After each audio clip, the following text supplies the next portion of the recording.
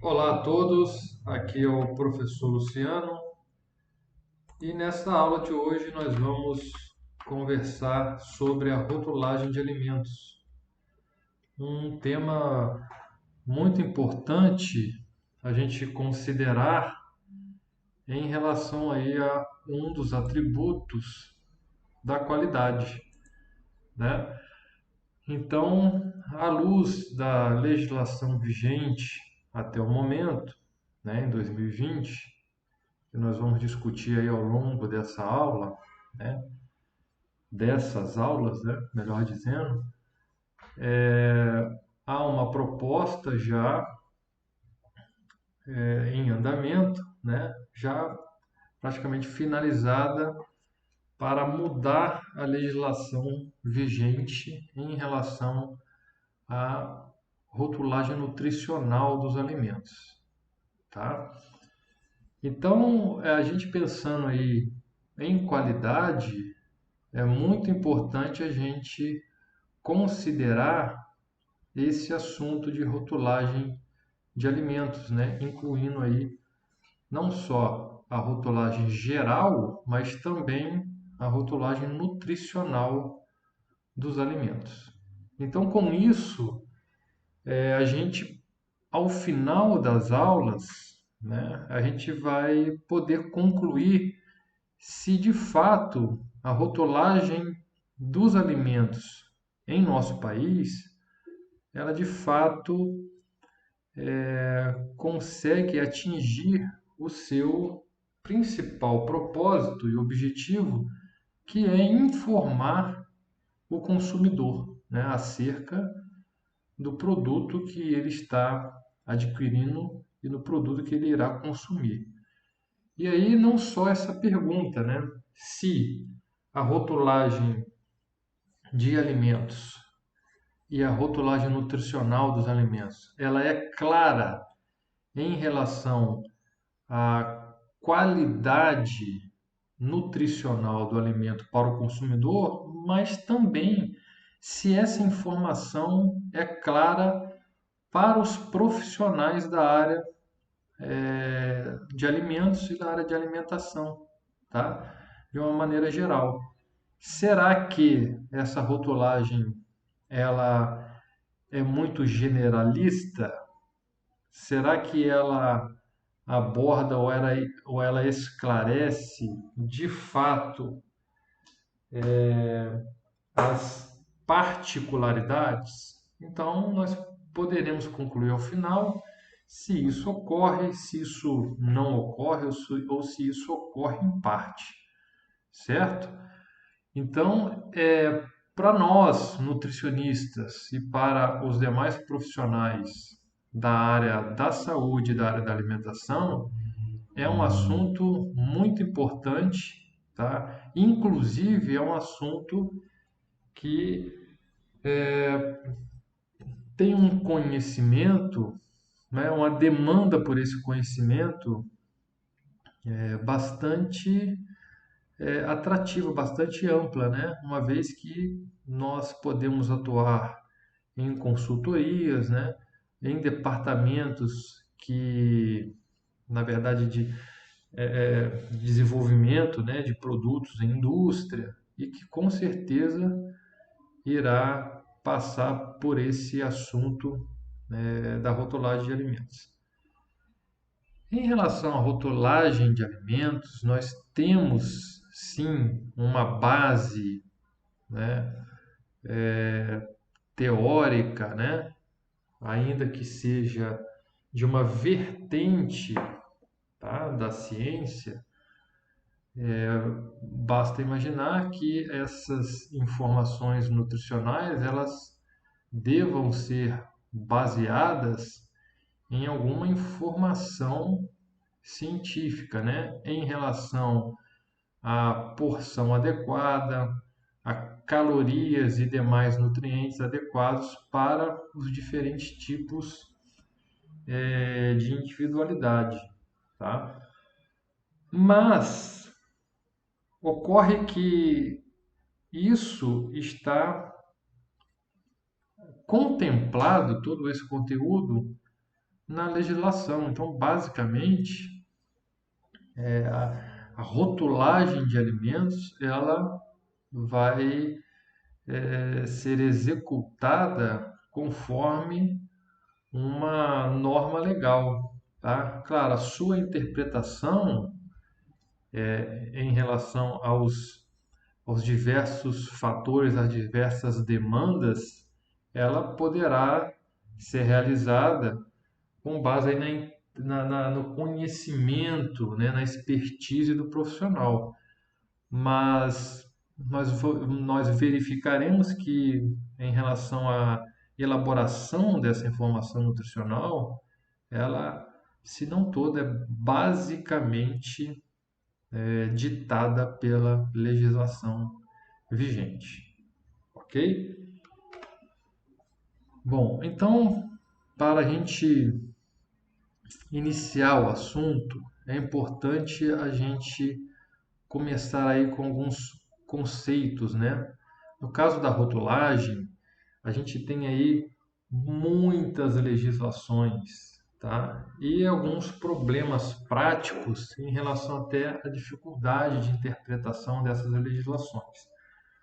Inclusive, espera-se que com a nova legislação, tá?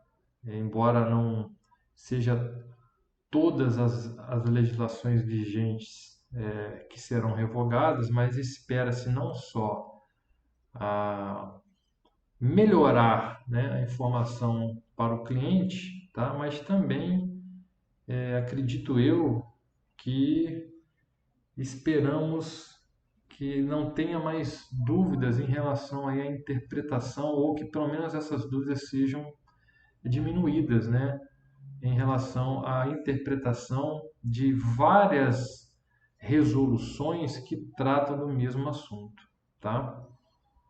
Bom, eu trago aqui inicialmente, tá, um informe que está na RDC 360 de 2003, tá? Que lá diz, considerando que a rotulagem nutricional facilita ao consumidor conhecer as propriedades nutricionais dos alimentos, contribuindo para um consumo adequado dos mesmos. Então, aqui essa RDC, ela justifica, né, todas essas normas de rotulagem para que o consumidor seja capaz de fazer a melhor escolha para ele, ok? E aí, ao final, a gente vai concluir se de fato a legislação atual ela atinge esse objetivo, tá? Em relação à RDC 259 de 2002 e a mesma 360 de 2003, nós temos essa questão aqui no artigo 1º. Então, aprova o regulamento técnico sobre rotulagem de todo o alimento, né? A rotulagem geral, e rotulagem nutricional de alimentos embalados, tornando obrigatória a rotulagem nutricional, certo? Bom, importante frisar quais são os alimentos, nós vamos focar na legislação atual, embora muitas questões serão modificadas, pelo menos em relação à consulta pública, né? Tudo indica, tudo parece que muitas coisas serão modificadas, mas vamos entender o que ocorre atualmente para depois a gente analisar as modificações, né? Então, o que seria, né, a rotulagem, a obrigação dessa rotulagem, tá? E para quais alimentos? Então, são todos os alimentos embalados na ausência do cliente e prontos para serem oferecidos aos consumidores, tá?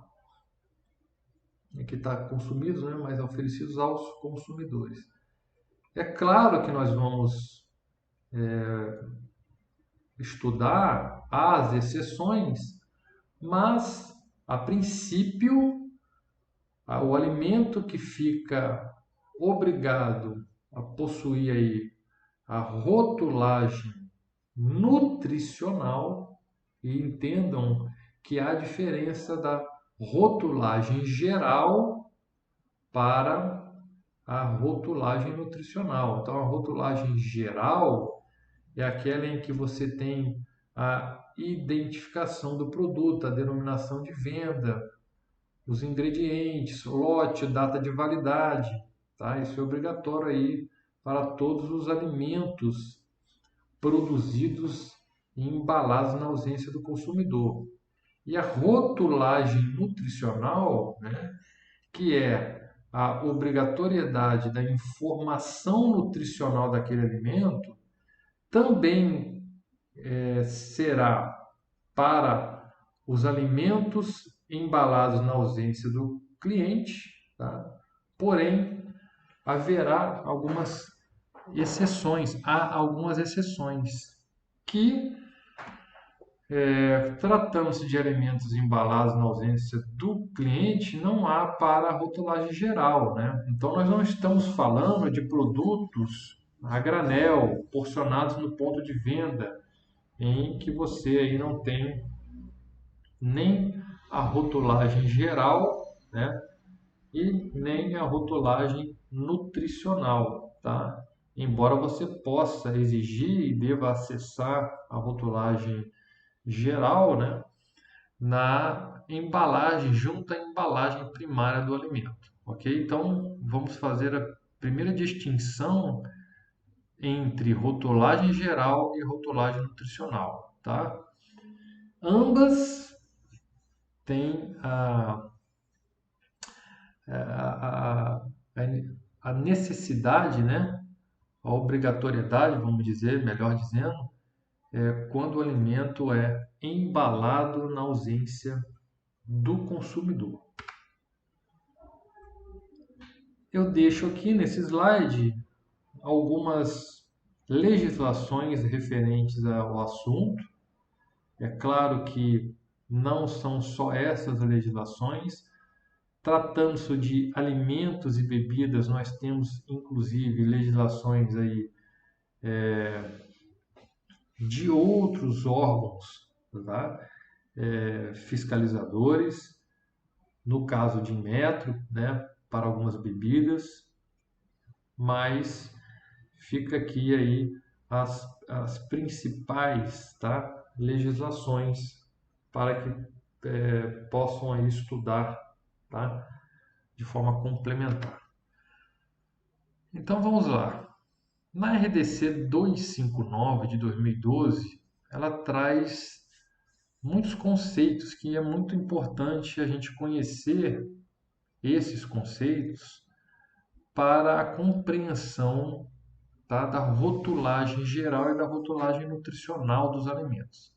Então, vale a pena aí a gente passar por esses conceitos para a gente formar uma base aí sólida, né? E facilitar a nossa compreensão do assunto. Então, lá diz, vejam vocês que essas, esses conceitos, todos, como eu falei no início da aula, tudo está vinculado à norma legal, tá? Então, pouca coisa o produtor vai poder interpretar e utilizar.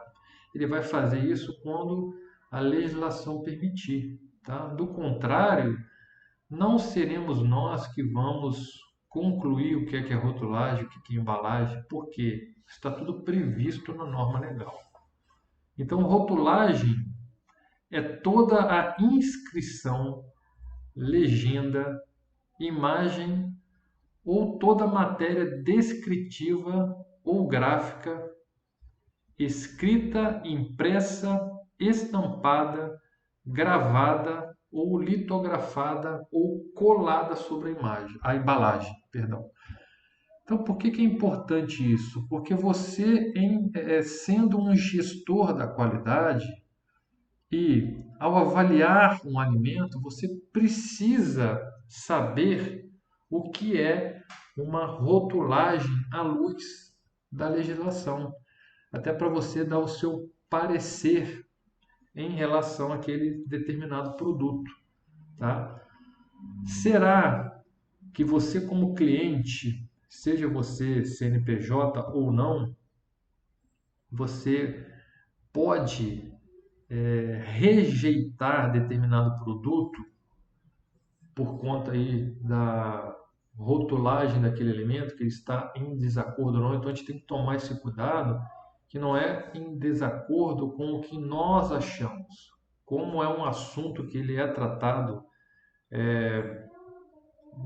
praticamente todo com base na lei, a gente então tem que, por exemplo, nesse caso, interpretar se a rotulagem daquele alimento de determinado fabricante atende, né?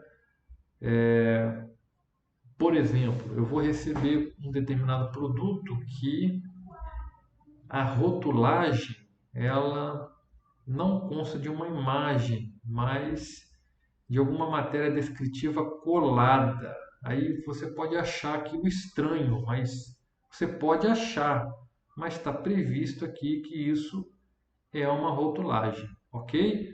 Então é importante a gente conhecer esses conceitos, tá? Por mais que pareçam triviais e básicos, é importante para munir o gestor da qualidade de informações adequadas, certo?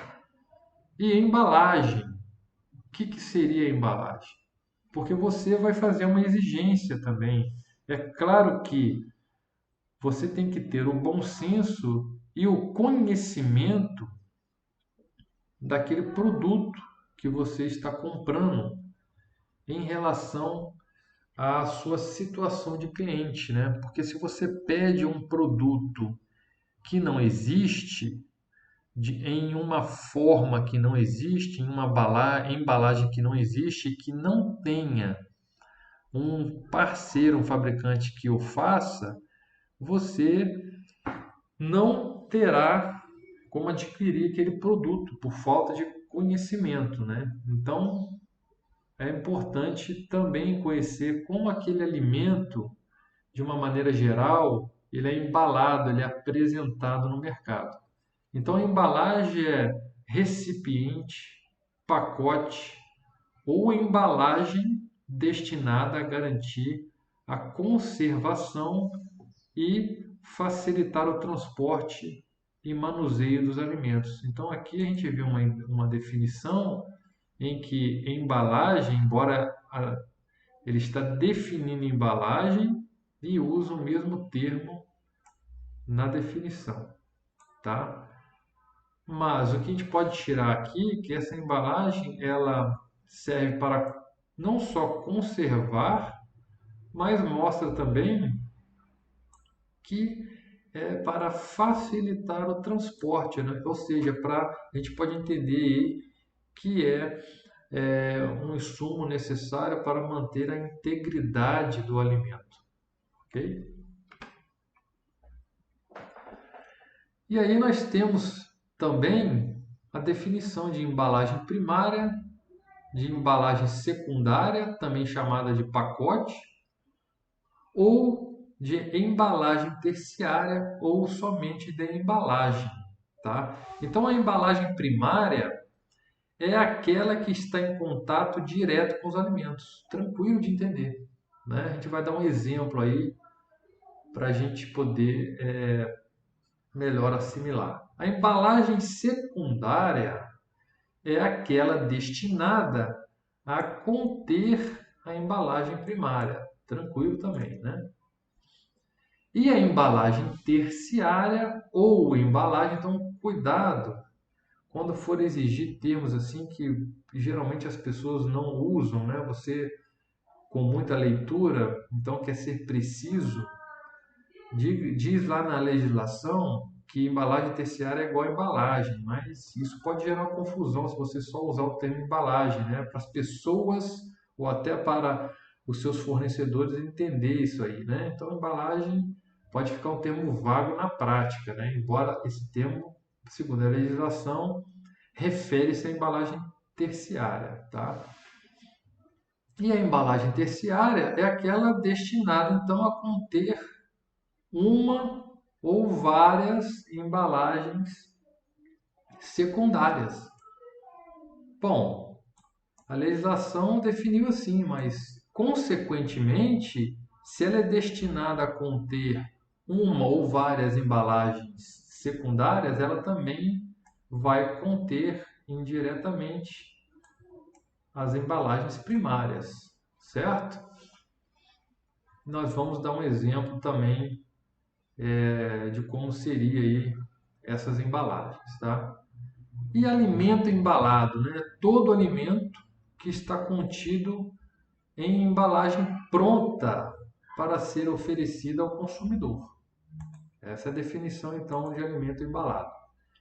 E ingrediente, toda substância, incluídos os aditivos alimentares, que se empregados na fabricação ou preparo de alimentos e que está presente no produto final em sua forma original ou modificada. Então, é muito importante conhecer esses conceitos, porque nós veremos sobre a obrigatoriedade da informação dos ingredientes em uma lista de ingredientes. Então, se a gente não conhece esses conceitos, a gente terá dúvida para definir o que é ingrediente e na hora de declarar, podendo incorrer em erros que, a princípio, não sendo erros de má fé, mas vejam, se você declara, ou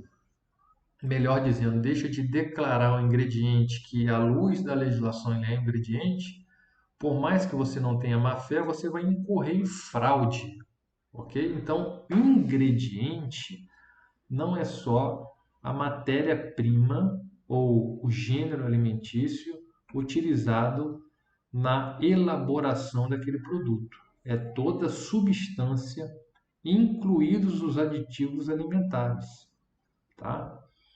Que se empregados na conservação ou no preparo dos alimentos está presente no produto final.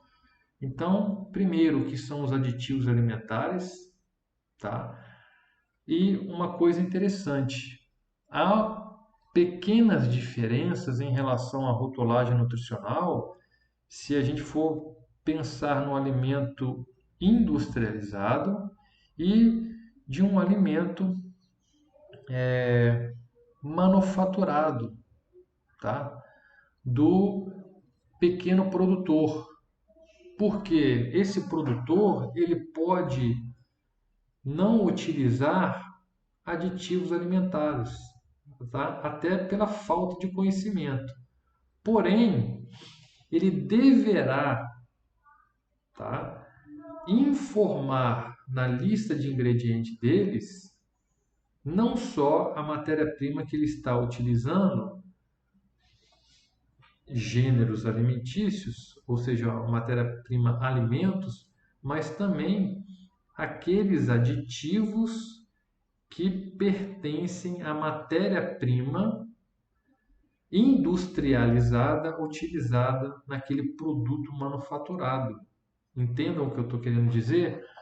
Ou seja, você vai fazer uma geleia caseira e se você usar algum produto industrializado que contenha aditivo, você tem que declarar aquele aditivo que consta lá da matéria-prima, tá? Eu dei um exemplo aqui da geleia, mas pode ser qualquer outra coisa, de um bolo, qualquer matéria-prima que você vai utilizar, então você tem que se atentar para isso. Não basta você declarar os ingredientes da matéria-prima que você está utilizando sem declarar os aditivos alimentares usados pelo fabricante. Isso é mais fácil para a indústria porque ela já utiliza esses aditivos, né, da forma aí permitida, na concentração permitida na legislação, e ela já inclui isso é, dentro já de uma rotina dela. Então, o problema é o pequeno produtor, aquele manipulador, tá? Que pode passar aí esse detalhe desapercebido. Porque ao final, quando a gente for observar inclusive as regras da declaração do ingrediente, pode gerar dúvida, mas eu não utilizei, por exemplo, eu faço um doce caseiro, eu faço um biscoito caseiro e eu não uso aditivo alimentar.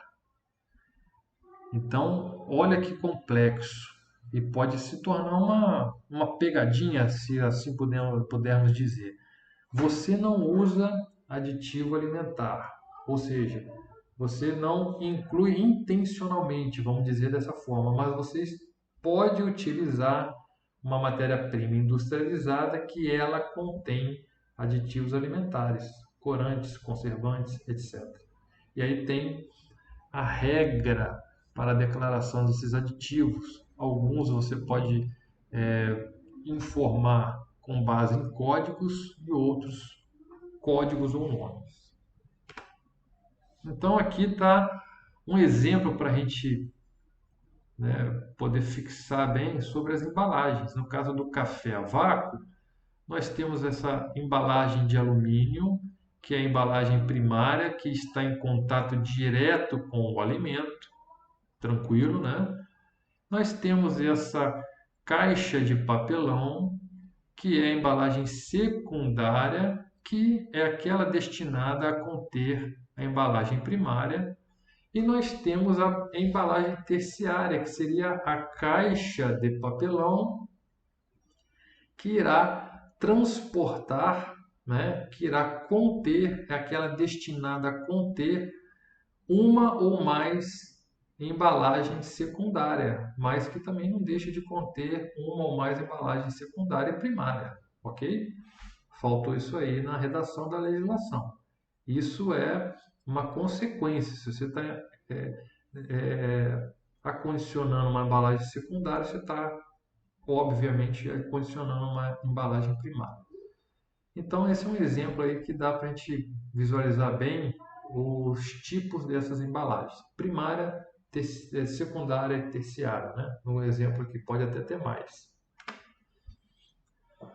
Então, vamos lá, prosseguindo. Então, a gente sempre tem que pensar em relação aí aos ingredientes,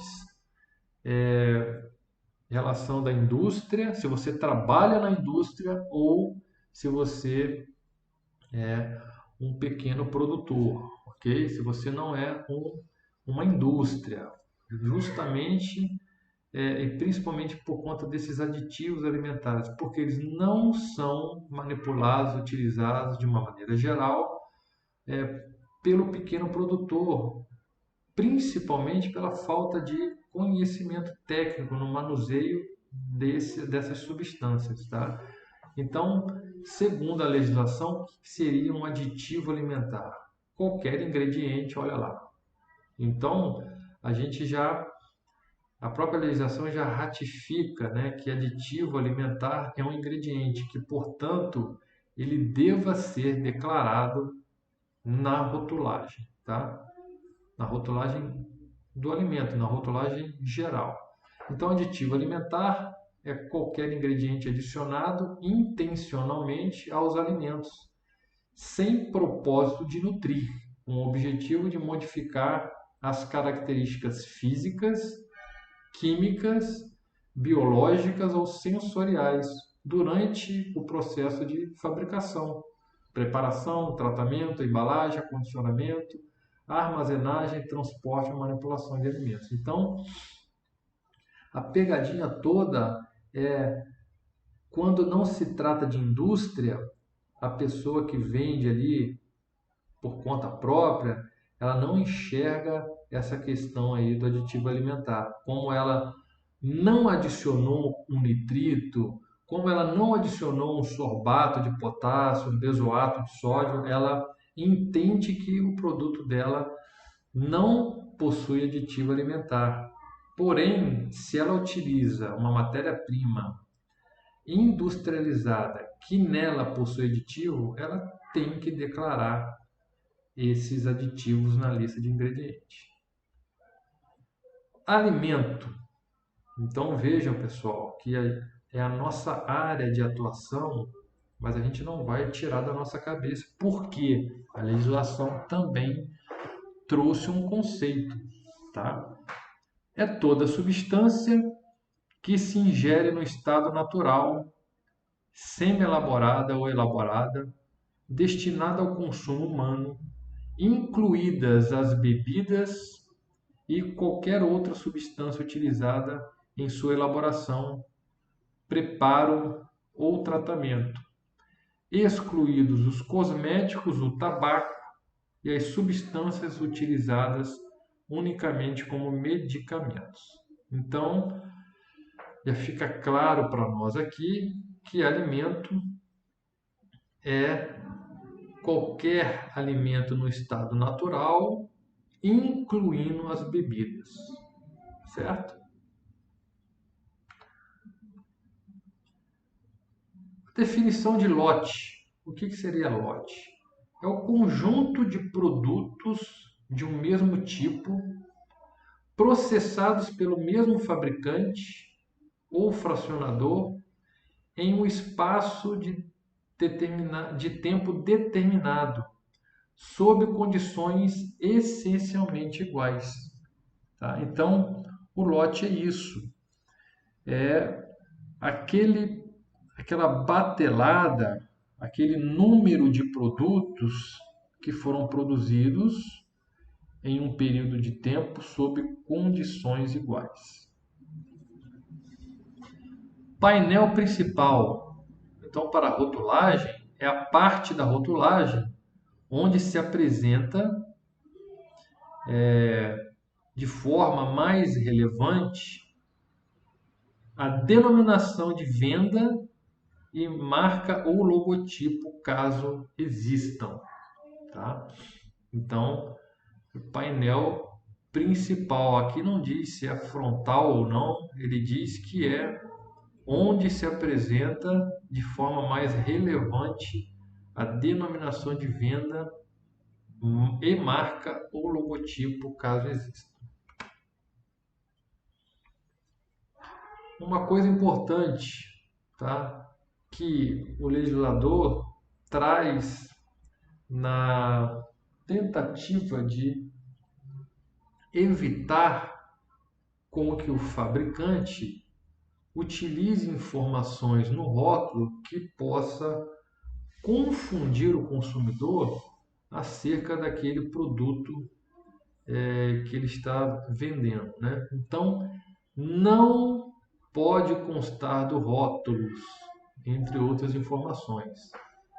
Informações, símbolos, ilustrações que possam induzir o consumidor ao erro em relação à natureza do alimento, quantidade, composição, procedência, tipo, rendimento, validade, forma de uso. Então, parece no início que seria uma questão subjetiva, mas induzir ao consumidor ao erro em relação a isso tudo aqui, natureza, quantidade, e aí isso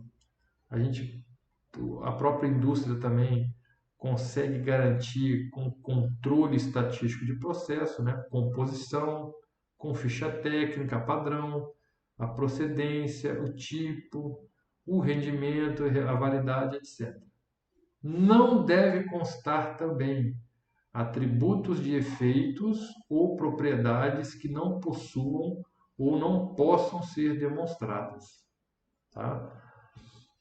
Então, eu não posso inferir uma qualidade para determinado alimento, sendo que ela não exista ou que não possa ser comprovada.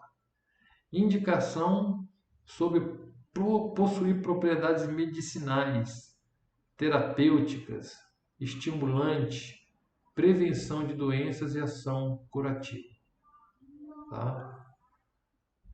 E também não deve constar omissão ou não deve ter omissões, né, de informações obrigatórias e ou informações falsas. Da rotulagem de alimentos e embalagem, então, deve constar. O que tem que ter nessa rotulagem? A denominação de venda do alimento, né? Então está no nosso exemplo aqui, ó, denominação de venda. O que é esse alimento? No nosso caso aqui nós temos a farinha de trigo, ok? 2. Lista de ingredientes. A exceção são os alimentos com ingredientes únicos, declarado como ingredientes, pode vir escrito dessa forma ou abreviado dessa forma. INGR, ponto, dois pontos. Então, um detalhe, nós já discutimos o que é ingredientes, certo? Um outro detalhe, então. Esses ingredientes, embora não há a obrigatoriedade de se declarar a quantidade de cada um, mas eles devem ser declarados em ordem decrescente de quantidade, de proporção. Ou seja, o primeiro a ser declarado é aquele que contém em maior quantidade no produto. E o último é aquele que contém em menor quantidade ou proporção no produto. Continuando aí, e a gente vai ratificar aí o conhecimento, né, a informação sobre ingredientes. Os aditivos devem ser declarados na lista de ingredientes, subsequentemente à declaração dos ingredientes. Então, os ingredientes, a gente viu o que são os ingredientes, são os alimentos e os aditivos utilizados, né, de forma intencionalmente, segundo aqueles objetivos que nós já vimos, né, para modificar aí, para conservar, etc. Então, os ingredientes, eles vêm em uma lista de ingredientes, né, após a designação ingredientes ou abreviado dessa forma, em ordem decrescente de proporção. E logo depois, os aditivos, tá? A legislação não traz aí obrigatoriedade em colocar em relação à quantidade, à proporção desses aditivos. Também há a possibilidade, e é uma questão aí que a gente tem que levantar, discutir, tá? E analisar em relação aos aditivos, né? Se você informa o nome do aditivo, já é complicado do cidadão entender, né? Do consumidor entender. Imagina quando você pode fazê-lo apenas designando aí a abreviação segundo a legislação vigente. Então é pior ainda, né? Dando sequência da rotulagem de alimentos, então deve conter conteúdo líquido, quantidade daquele produto, tá? Identificação da origem, nome ou razão social e endereço do importador no caso de alimentos importados. Identificação do lote, tá? Prazo de validade, instruções do preparo e uso do alimento quando necessário. Uma atenção aqui. Letras da rotulagem, à exceção da indicação dos conteúdos líquidos, devem possuir um tamanho maior que 1 milímetro. Ok? Então, vamos dar seguimento aí. Agora, vamos definir o que é a rotulagem nutricional. É uma descrição destinada a informar o consumidor sobre as propriedades nutricionais de um alimento. Dentre outras formas, ela compreende. Então, a rotulagem nutricional deve conter tudo isso que nós vamos informar agora. A declaração de valor energético do nutriente. E aí nós vamos ver em unidades de quilocaloria e quilojoule. Declaração de propriedades nutricionais, tá? Que é a chamada informação nutricional complementar, que tem um regulamento específico, tá, para tratar da declaração de propriedades nutricionais. Então, seria qualquer representação que afirme, sugira ou implique que um produto possui propriedades nutricionais particulares, especialmente, mas não somente, em relação ao seu valor energético e conteúdo de macronutrientes e fibra alimentar, assim como ao seu conteúdo de vitaminas e minerais. Ou seja, não é somente o que é previsto de se informar ou o que é permitido de se informar, no caso de vitaminas e minerais, tá? É facultativo, mas alguma propriedade aí que vá além da simples declaração das calorias e dos macronutrientes, né? Declaração de nutrientes é a relação ou enumeração padronizada do conteúdo de nutrientes de um alimento, tá? Declaração, aqui já está repetida a declaração do valor energético e nutrientes. Então, agora nós vamos avaliar a rotulagem nutricional do alimento, a qual alimento, a quais tipos, grupos de alimentos que ela não se aplica, tá? Tá lá essa exceção na RDC 360 de 2003. A rotulagem nutricional não se aplica a bebidas alcoólicas, a aditivos alimentares e coadjuvantes de tecnologia, a especiarias, água mineral natural e demais águas para o consumo, vinagres, sal, cloreto de sódio, inclui o sal adicionado de acordo com os programas de saúde, tá? Café, erva mate, chá e outras ervas sem adição de outros ingredientes, ou seja, aqueles produtos de ingredientes únicos que não agregam valor nutricional significativo ao produto, ou seja, classificados como zero, redigido, né, em escrita, zero em número ou como não contém. A gente vai ver também a regra em que se pode ou que se faz aí a permissão para a declaração desse tipo de informação em relação aos nutrientes. Não se aplica aos alimentos preparados e embalados em restaurantes e estabelecimentos comerciais prontos para o consumo. Não se aplica para produtos fracionados nos pontos de venda a varejo, comercializados como pré-medidos. A rotulagem nutricional não se aplica a frutas, vegetais e carnes in naturas, refrigeradas ou congeladas, e a alimentos com embalagem cuja superfície visível para a rotulagem seja igual ou menor a 5 centímetros quadrados.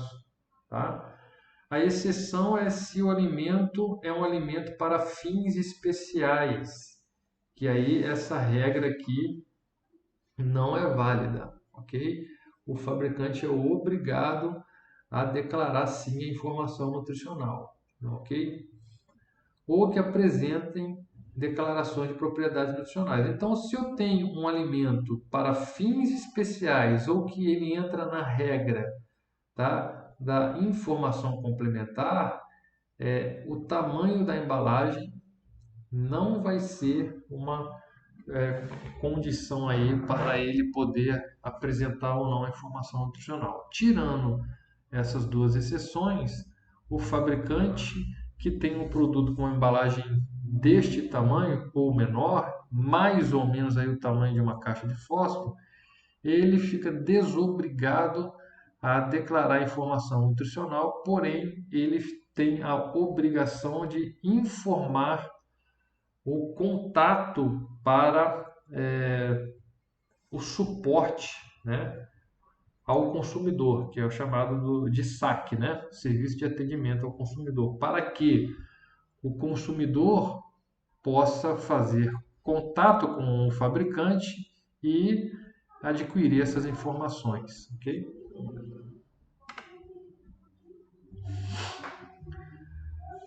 São informações obrigatórias na rotulagem nutricional: valor energético, carboidratos, proteínas, gorduras totais, gorduras saturadas, gordura trans, fibra alimentar e sódio, e outros nutrientes que se faça a eles declaração de alguma propriedade nutricional. Então, em regra, nós temos 8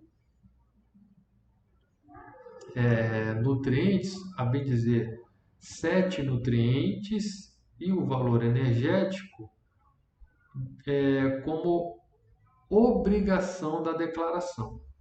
Vejam que aqui não tem outros minerais e nem vitaminas, os quais passam a ser obrigatórios caso a eles sejam declarados alguma propriedade nutricional. Não havendo essa situação, a obrigatoriedade fica em relação a valor energético, carboidratos, macronutrientes, proteínas, gorduras totais, saturadas e trans, fibra alimentar e sódio.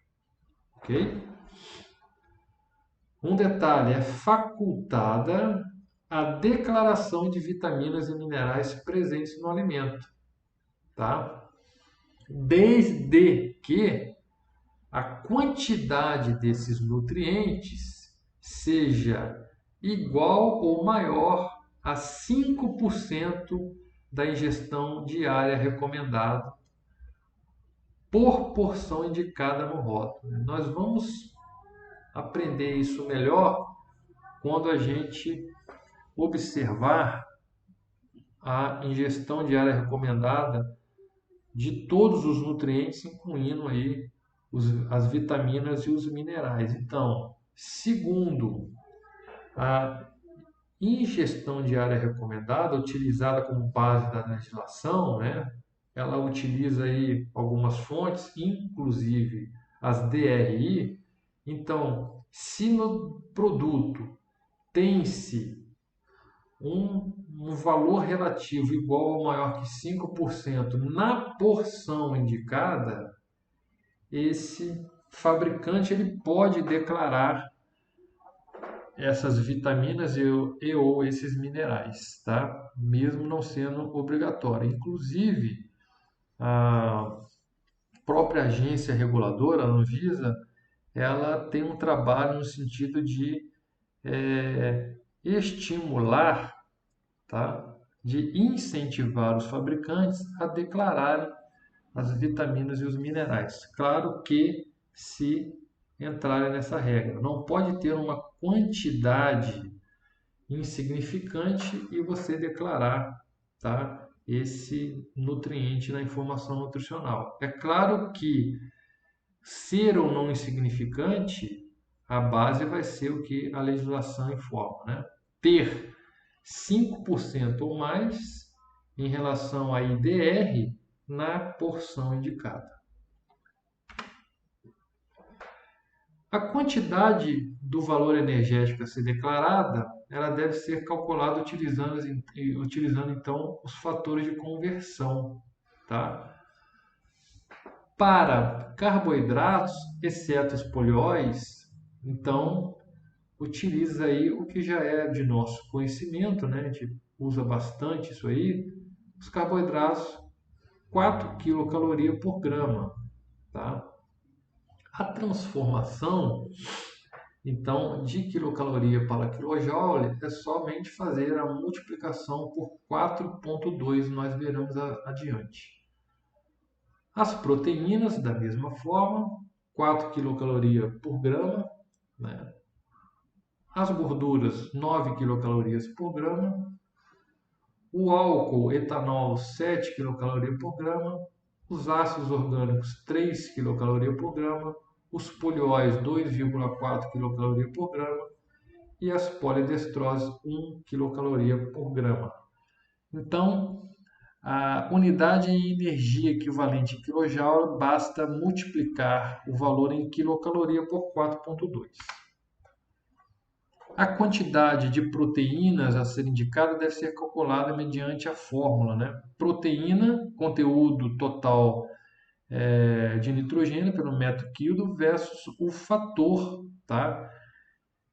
De biodisponibilidade, 5,75 para proteínas vegetais, 6,38 para proteínas lácteas, 6,25 para proteínas da carne ou mistura de proteínas e também 6,25 para proteínas de soja e de milho.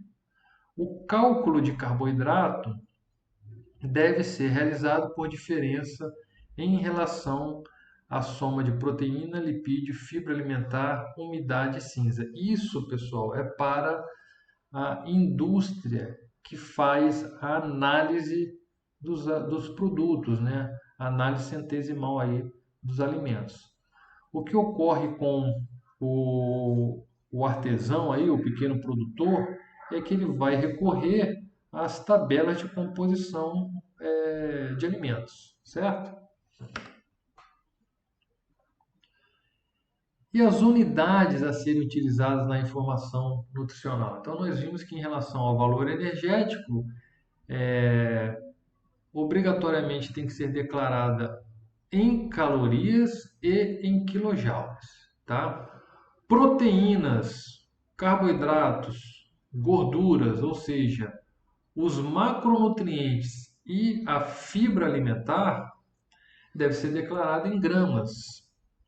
O sódio em miligramas e no caso da declaração aí de colesterol, também em miligramas, tá? Bom, do sódio, ou seja, colesterol, vitaminas e minerais, então todos vão ser declarados aí em miligramas ou em microgramas, a depender do valor de referência lá das IDR, ok? As porções, pessoal. As porções, elas são então declaradas, no caso de massa, em gramas, sempre em gramas, jamais haverá uma declaração de porção em quilo, tá? A nova proposta é que você tem aí, não somente, vai continuar a porção segundo o que é definido aí para os grupos de alimentos, mas também concomitante a ela, a porção ainda em centesimal, tá? Em cada 100 gramas.